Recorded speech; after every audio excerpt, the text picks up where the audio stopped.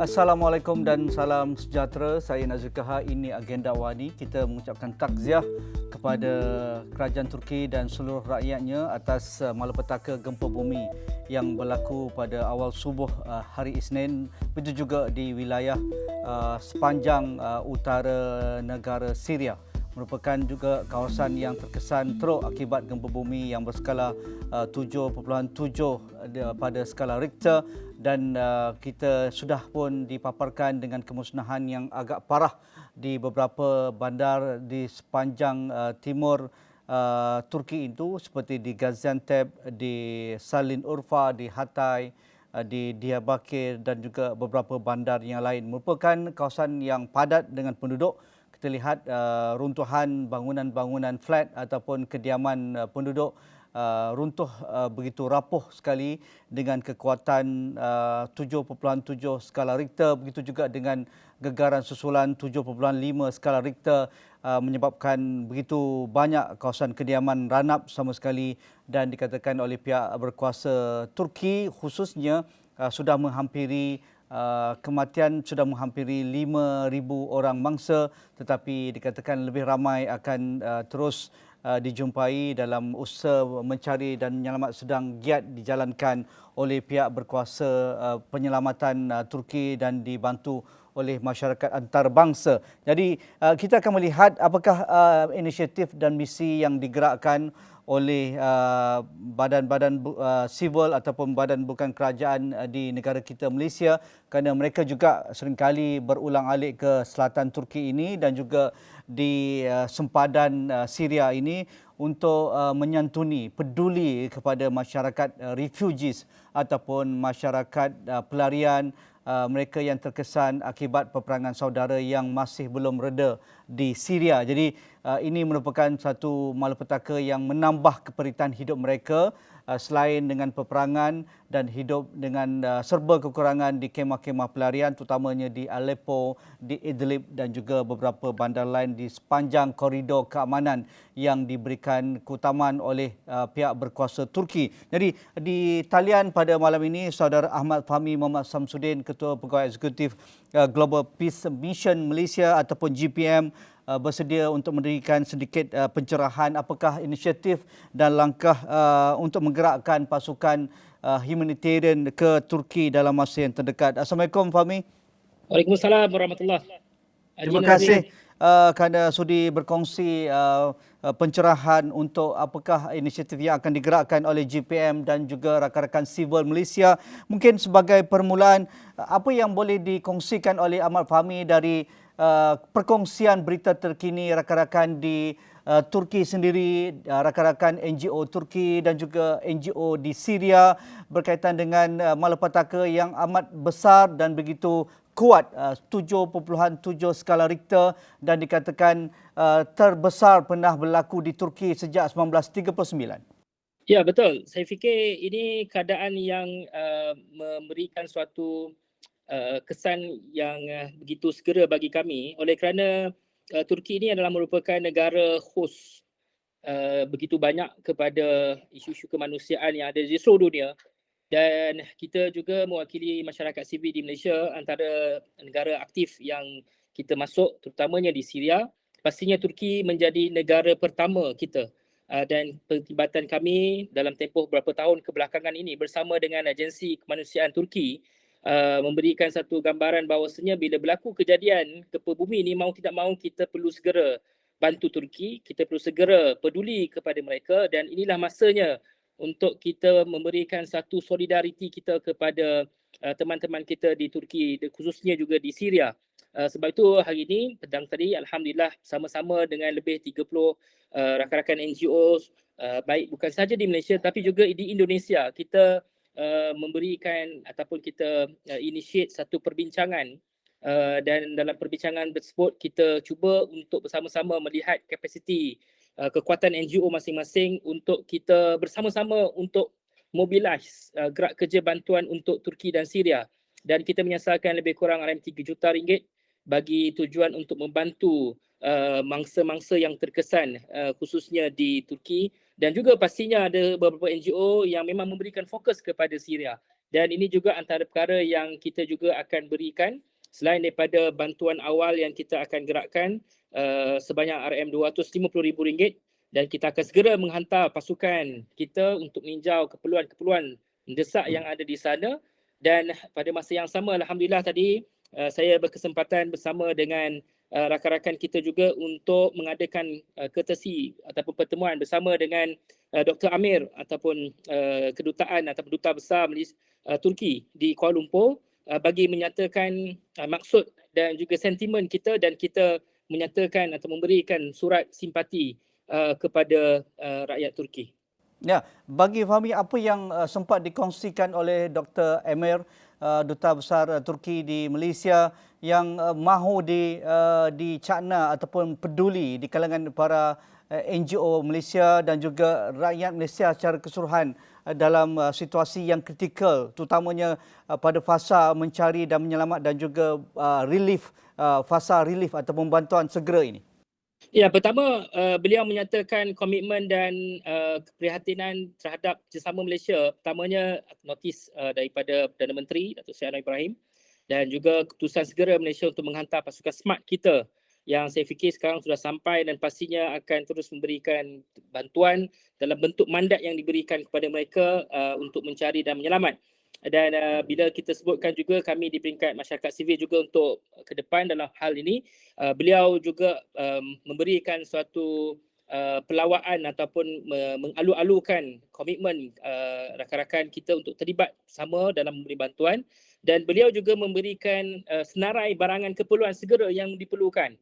Barangkali ini juga antara inisiatif yang kita segera akan bantu, dan tadi dalam keputusan kita bersetuju untuk terus menyalurkan bantuan berupa barangan-barangan keperluan musim sejuk sebanyak RM150,000 untuk dibawa terus terbang menggunakan kargo kerjasama mungkin Turkish Airlines ataupun mungkin selepas ni barangkali Turkish Airlines, untuk bekerjasama terus kita hantar bantuan-bantuan berupa barangan keperluan musim sejuk, antara lain mungkin jaket winter, kita sebut boots, ada glove dan blanket dan sebagainya. Ini bantuan yang segera yang kita akan terus hantar melalui Turkish Airlines bagi tujuan bantuan ini. Dan kita kena ingat, situasi kita barangkali di Malaysia ni mungkin panas, tapi di sana sekarang ni ada kita kata beberapa perkara yang perlu kita ambil kira. Pertamanya, situasi di kawasan-kawasan disebutkan oleh Tuan Haji sebentar tadi adalah merupakan kawasan yang masih lagi diliputi oleh salji. Di beberapa tempat disebutkan ada ribut yang tebal dan juga hujan lebat. Dan ini pastinya menyukarkan keadaan search and rescue. Dan perlu diingat juga ketika peristiwa berlakunya gempa awal, kejadian itu adalah pada waktu sekitar sebelum subuh. Ya. Jadi kita boleh bayangkan bagaimana keadaan ramai keluarga-keluarga yang berada dalam rumah dalam keadaan mereka sebenarnya tidak sempat untuk melarikan diri ataupun mendapatkan perlindungan. Dan pastinya runtuhan ribuan bangunan yang kita boleh nampak sekarang ni adalah sebahagian daripada runtuhan yang mengakibatkan korban yang begitu besar jumlahnya. Dan ini situasi yang saya fikir akan lebih sukar. Tempoh beberapa jam awal itu adalah tempoh yang sangat crucial, oleh kerana mereka tidak menanti ataupun nak menunggu tim rescue yang datang. Mereka menggunakan orang kata apa saja yang ada. Ya, dan dalam keadaan kita bercakap hari ini pun masih lagi banyak keluarga yang hilang dan banyak lagi mangsa-mangsa yang masih belum ditemui. Dan situasi yang saya sebutkan tadi, bila sebut salji dan juga kita sebut keadaan rumah yang sebenarnya kalaupun tidak runtuh, tapi menggambarkan kekhawatiran bagi keluarga-keluarga yang mungkin tidak berani untuk masuk ke kediaman mereka. Jadi kita boleh bayangkan di sini bahawasanya jumlah itu bukan hanya pada angka ribuan yang meninggal dunia, ribuan yang hilang, tetapi ratusan ribu malahan jutaan di bandar-bandar besar yang terkesan akibat daripada gempa ni. Ya, di mana tumpuan yang akan diberikan fokus oleh JPM dan juga rakan-rakan NGO Malaysia ni? Kerana kawasan ini terlampau luas dan magnitude kesan gempa bumi ini begitu parah dengan 7.7 skala Richter kalau di Pazar Cik, dan begitu juga di Elbistan 7.6 skala Richter. kalau di Turki kawasan yang dipaparkan melalui media sekarang begitu banyak visualnya, iaitu di Kahramanmaraş, begitu juga di Gaziantep ataupun di Salinurfa, di Diyarbakir. Jadi bandar besar banyak di merata radius ini. Jadi di mana tumpuan rakan-rakan Fahmi dan juga rakan-rakan NGO Malaysia untuk menyalurkan bantuan ini? Memang kita kena pasti tadi antara lain bandar yang kita pergi Kahramanmaraş, Gaziantep, Adana, Salinurfa, Kilis dan beberapa hospital klinik yang saya fikir sesak. Dan perlu diingat juga rakan-rakan kita di lapangan sebenarnya mereka juga terkesan. Betul. Ini situasi yang saya fikir agak menyukarkan kita. Pertama, kita perlu memang bantuan dalam bentuk fizikal berada di sana. Tapi sebelum ni juga oleh kerana faktor kerjasama antara lokal NGO bersama dengan kita, maka ada juga beberapa rakan-rakan kita daripada organisasi yang kita biasa buat kerjasama ni juga terkesan oleh kerana faktor keluarga dan mereka jadi mangsa. Dan pada masa sama juga kita wujudkan beberapa pusat koordinasi bantuan perlindungan sementara kita di Gaziantep, Turki. Dan pastinya satu perkara yang mungkin Tuan Haji kita rasa perlu juga kita bincang, selain daripada Turki itu penumpuan yang lebih sentral, banyak negara yang mungkin bantu, termasuk Malaysia, saya ingat lebih pada puluhan negara bantu. Tetapi pada sama kita memikirkan bagaimana keadaan mereka yang berada di Syria. Ini juga antara lain double orang kata apa emergency yang mereka lalui, faktor perang yang dah puluhan tahun masih belum selesai, ditambah pula dengan faktor gempa ini mengakibatkan lebih banyak yang terkesan. Dan faktor-faktor yang merisaukan kita adalah bantuan dalam bentuk search and rescue itu tidak tercapai kepada lokaliti itu. Ya, Fahmi, kalau kita lihat koordinasi di Turki lebih tertumpu kepada agensi bantuan dan menyelamat AFAD. Ini agensi yang establish untuk melakukan search and rescue dan juga menyelamat, kerana Turki ini memang negara bencana, banyak sekali gempa bumi dan juga pelbagai bencana alam berlaku. Sebab itu mereka lebih establish dalam menyalurkan bantuan dan puluhan ribu sekarang petugas AFAD dan juga volunteer mereka sudah berada di kawasan-kawasan yang terjejas. Adakah begitu juga dengan IAH? Kita tahu juga bandar pertubuhan NGO yang diberikan tumpuan oleh Presiden sendiri untuk melakukan kerja-kerja kemanusiaan di Turki sendiri, malah di seluruh dunia. Adakah pihak GPM dan juga rakan-rakan Malaysia akan bekerjasama dalam mendapatkan bantuan di lapangan, kerana mereka lebih tahu dan apa keperluan yang lebih mendesak, kerana kita datang dari luar, kerana kita tidak ada kepakaran untuk search and rescue, mungkin dari bantuan untuk menyediakan peralatan misalnya kepada mereka ini, Fahmi? Ya, memang betul. Saya fikir itu juga disebabkan oleh kedutaan sebentar tadi, bahawa kita perlu juga bekerja rapat. Dan ini juga antara agensi-agensi yang biasa kita terlibat, Turki, Diyanat Vakfi, AFAD, antara agensi yang biasa kita mohon ataupun kita terlibat dalam memberikan koordinasi bantuan. Dan juga kita menyatakan permohonan kita juga untuk masuk ke dalam Syria. Sebab memang pintu masuknya adalah melalui Turki. Concern yang saya sebutkan tadi juga kita bangkitkan kepada mereka. Dan pastinya dalam keadaan sekarang ni semua tertumpu dan terarah kepada koordinasi dan bantuan dalam masa yang sesegera mungkin. Dan kekhawatiran yang ada juga adalah berkaitan dengan kemungkinan gempa susulan. Gempa susulan, ya. Yang ada dan telah masuk untuk beberapa kali, saya ingat 3-4 kali, dan ada lagi beberapa skala. Dan itu juga keadaan-keadaan yang merusingkan. Saya difahamkan juga dalam keadaan sekarang ini kebanyakan ataupun boleh katakan seluruhan rakyat Turki berada di luar, berada dalam kenderaan untuk melindungi diri dan keluarga mereka. Dan keadaan itu juga memberikan suatu keadaan yang agak kritikal di kawasan lapangan, khususnya apabila permintaan kepada petrol, gas dan sebagainya juga akan meningkat. Selain daripada isu lain, saya sebutkan tadi soal winter, dan pastinya dalam keadaan sekarang ni isu wabak penyakit dan keadaan-keadaan lain yang kita boleh fikirkan apa yang akan berlaku selepas daripada bencana.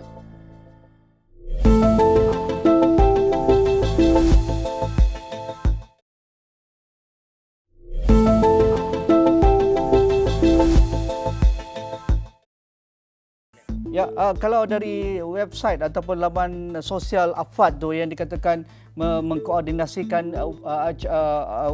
khusus untuk mencari dan menyelamat dan juga bantuan kemanusiaan segera kepada mereka yang terkesan, apa yang dimahukan adalah makanan panas, kerana mereka sekarang dalam musim sejuk, mereka perlu makanan yang dimasak segera dan mereka tidak ada dapur, perlu disediakan dapur oleh pihak bantuan. Begitu juga bantuan kesihatan yang mereka yang tercedera ataupun ada isu berkaitan dengan kesihatan akibat bangunan runtuh dan sebagainya akan segera dirawat dan juga ada rawatan susulan ke hospital. Begitu juga apa yang dikatakan Fahmi tadi untuk bantuan musim sejuk seperti selimut, blanket, jaket dan sebagainya. Begitu juga dengan kemah-kemah segera dan katil-katil dan bantal dan juga tilam. Jadi di mana keutamaan sekarang banyak sangat diperlukan sekarang bagi NGO seperti Fahmi dan rakan-rakan dah biasa juga menyalurkan bantuan kerana kita tidak mahu menyusahkan di lapangan nanti kerana dengan tidak ada koordinasi, mungkin terlampau banyak bekalan datang dalam satu masa, kesesakan lalu lintas, mungkin kedai-kedai yang menyalurkan bahan-bahan yang untuk menyalurkan bantuan ini mungkin terhad dan sebagainya. Apa koordinasi yang Fahmi rasa perlu juga dikoordinasikan di Kuala Lumpur ini? Saya fikir itu penting dan pastinya dalam keadaan sekarang saya juga secara peribadi menerima banyak permintaan daripada rakan-rakan NGO termasuk personal individu yang Betul. menawarkan diri untuk menjadi sukarelawan untuk ke sana sebenarnya. Tapi dalam keadaan tersebut saya fikir mau tak mau apa yang kita boleh buat adalah untuk kita dapatkan seramai mungkin rakan-rakan kita.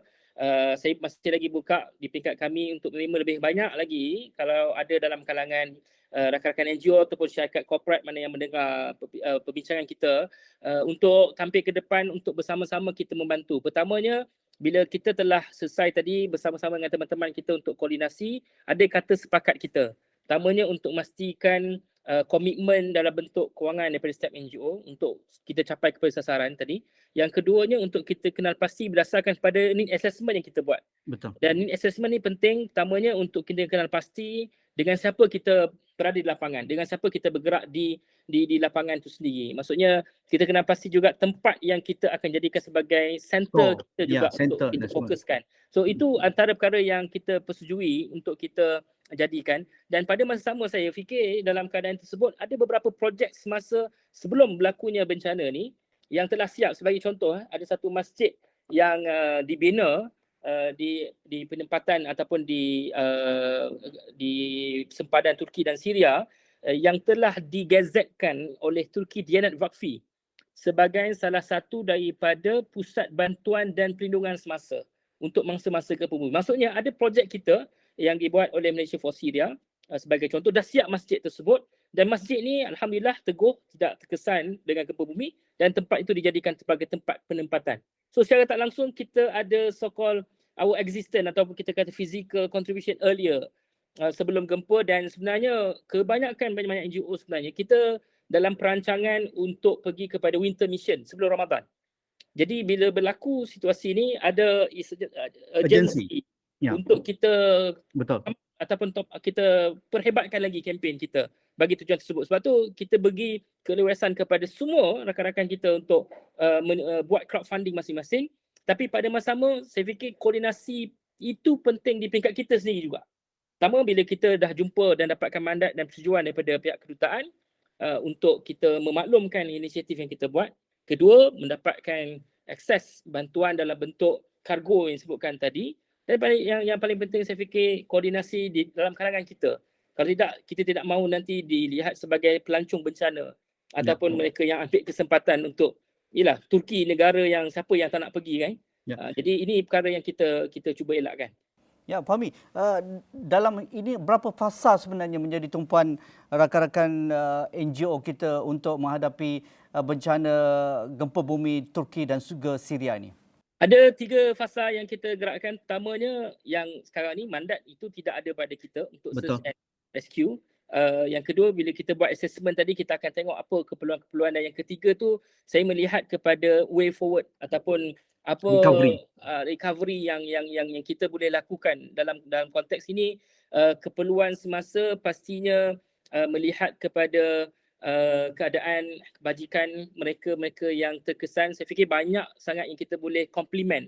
Maksudnya kadang-kadang ada yang kerja buat yang kita lakukan tu sebenarnya sesuatu yang sebenarnya kita menampung part-part tertentu yang mungkin saya fikir ada keperluan semasa yang diperlukan, tapi ia tergantung kepada keperluan. Buat masa sekarang saya fikir mungkin kita buka sumbangan dan juga keperluan bagi tujuan yang khusus Tapi bila mana tim kita nanti berada di lapangan, assessment dibuat, keperluan yang mungkin diberikan oleh mereka yang berada di lapangan, kemungkinannya juga tidak sama seperti mana yang kita bincang dan kita expect sekarang. Ya. So saya boleh agak itu akan berlaku perubahan berdasarkan pada situasi.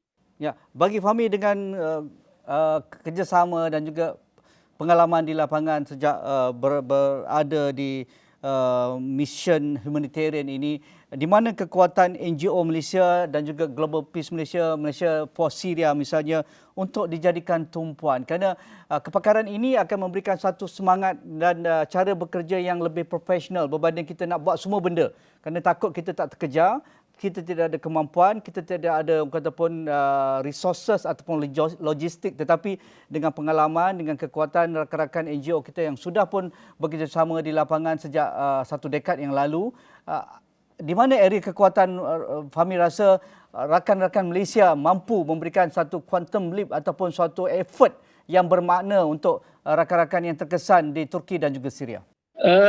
Dalam beberapa tahun kebelakangan ni, saya nampak ada paradigm shift dalam bentuk bantuan. Pertama, dia bukan lagi hanya berkaitan dengan bantuan dalam bentuk food item dan food item, tapi lebih kepada program yang bersifat sustainable. Ya. Sebagai contoh, kita ada perkampungan kita sendiri di Syria, yang mana sekarang masih lagi kita tunggu dan lihat laporan status projek kita di lapangan. Jadi bila mana kita sebut projek yang lebih sustainable, saya fikir ianya bukan bersifat touch and go. Maksudnya kita bagi balik selesai. Tetapi bagaimana kita nak ambil pendekatan yang bersifat touch and stay, yang sustainable. So ini ia akan ada kaitan dengan elemen-elemen lain dalam bentuk penempatan pekerjaan, ruang untuk mereka activate balik ekonomi. So saya fikir itu kekuatan yang ada, tetapi bila kita buat secara bersama, impaknya lebih besar. Berbanding dengan kita bergerak secara bersorangan. Silo, dan kembangannya hanya sedikit walaupun ada, tetapi tidak memberi impak besar. Tapi bila mana kita bergabung begini, saya fikir sasaran kita untuk 3 juta itu tidak mustahil untuk kita lakukan, dan kita telah buktikan bahawasanya melalui platform yang sama kita menggerakkan agenda My Aqsa Defenders sebagai contoh. Ini juga inisiatif anak muda menggerakkan inisiatif bantuan khusus untuk Palestin, dan ia memberikan kesan sehingga pada hari ini. Ya, okey. Dalam masa beberapa minit terakhir ini, apa perkongsian Fahmi untuk memudahkan fundraising ini ataupun kutipan derma ini lebih sistematik, lebih terarah, lebih diselaraskan. Keduanya, bagi mereka yang ingin bersama dalam effort pelbagai bentuk komitmen yang boleh mereka kongsikan kepakaran mereka seperti para doktor ataupun para guru ataupun mereka yang terlibat dalam pembangunan semula untuk rumah-rumah sementara dan sebagainya. Ini macam-macamlah. Rakan-rakan kita tahulah orang Malaysia ni pemurah dan juga begitu dermawan, akan menghampiri rakan-rakan NGO kita. Di mana mereka boleh jumpa, siapa yang mereka perlu hubungi dan sebagainya. Ya, masing-masing saya fikir pertamanya boleh ke website kami. Kita sediakan bantuangempa.com. Bantuangempa.com itu akses yang mudah. Yang kedua, kita jadikan sekretariat kami di Wangsa Maju, Kuala Lumpur sebagai satu tempat base. Dan kita akan hidupkan hotline kita 24 jam, akses melalui social media untuk kita berinteraksi. Bila mana kita terima banyak respon daripada teman-teman kita, saya fikir itu adalah satu impact yang menghasilkan sesuatu najah baik. Yang keduanya, saya fikir saya gesa kepada semua Majlis Agama Islam ataupun kerajaan negeri di seluruh negeri untuk mengadakan tamanya solat hajat dan juga solat gaib bagi mereka yang terkorban akibat daripada bencana ni. Sebab disebutkan tadi oleh Tuan Haji tadi, 1939 tu angkanya sekitar 40,000. Ya. 1999 di Izmir itu sekitar 20,000. Dan kali ini adalah merupakan skala yang lebih besar dan lebih banyak dan kawasan yang lebih mencapah. Kita tak tahu berapa angka yang menjadi mangsa. Jadi kita syorkan tamanya ada sebut dalam bentuk kutipan Jumaat, barangkali boleh dianjurkan oleh siap Majlis Agama Islam Negeri untuk kita salurkan kepada bantuan yang kita gerakkan ini. Dan kita pasti, saya fikir hubungan baik juga antara pimpinan dua negara, khususnya antara Malaysia dan Turki. Ini juga selain daripada peringkat atas, tapi people to people itu juga saya fikir kita menguatkan hubungan baik antara Turki dan juga Malaysia. Ya, tapi jangan lupa Fahmi, ya, kita tahu juga bukan hanya Turki saja tapi Syria juga terkesan setakat ini yang dikongsikan oleh media antarabangsa sekitar 1,600 yang sudah pun terkorban. Masih ramai lagi keluarga-keluarga yang tertimbus di bangunan-bangunan yang runtuh dan pasukan White Helmet, kita tahu juga pasukan NGO yang berada di perbatasan dengan menggerakkan usaha mencari dan menyelamatkan, dan kita tahu kawasan ini kawasan bergolak, dia tidak sistematik seperti mana yang ada, dan juga kita dapat cerap melalui media di Turki. Apa nasihat ataupun perkongsian Fahmi tentang itu? Kita memang berinteraksi dengan tim White Helmet khususnya di Syria. Sebab itu inisiatif awal yang kita buat ini, Jinazri, dalam bentuk search and rescue, tidaklah kita datang untuk buat itu. Betul. Tapi kita kena pasti tim White Helmet itu berada di sana. Tapi kekangan mereka adalah berkaitan dengan limitasi akses kepada penggunaan barangan dan gadget bagi tujuan search and rescue. Sangat limited dalam keadaan bencana bangsa yang besar. Jadi saya fikir keperluan bantuan itu juga segera kita akan hantar kepada mereka untuk tujuan pembelian barangan-barangan yang berkaitan dengan elemen search and rescue itu. Okey, terima kasih. Ahmad Fahmi Muhammad Samsudin terus berinteraksi dengan kami di Awani dan juga rakan-rakan yang akan bergerak. Bila tu akan bergerak untuk pasukan peninjau? Yang tak awal hari Khamis ni, insya-Allah. Hari Khamis ya?